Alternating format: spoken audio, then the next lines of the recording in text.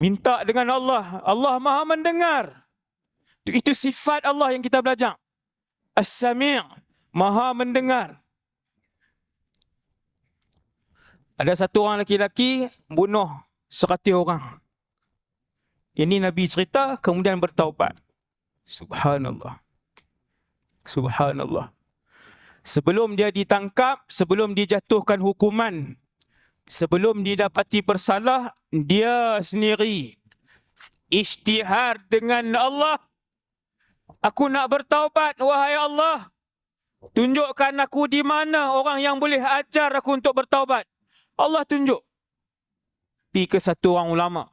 Yang kedua lah, cerita yang kedua tu.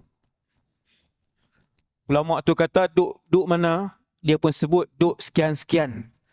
Ulama tu kata, pindah, kampung tu banyak maksiat. Pindah, kampung tu banyak maksiat. Pindah pergi duduk kampung sekian-sekian, kata ulama tu. Sesungguhnya kampung sekian-sekian, ramai orang soleh. Ramai orang soleh. Laki-laki ni yang isytihar taubat.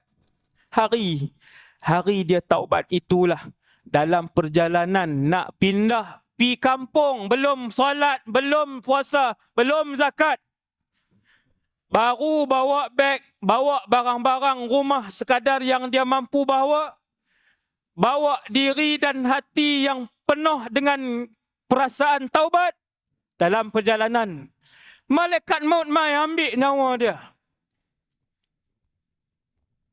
Tarik nyawa dia. Mati hamba Allah yang bunuh 100 orang.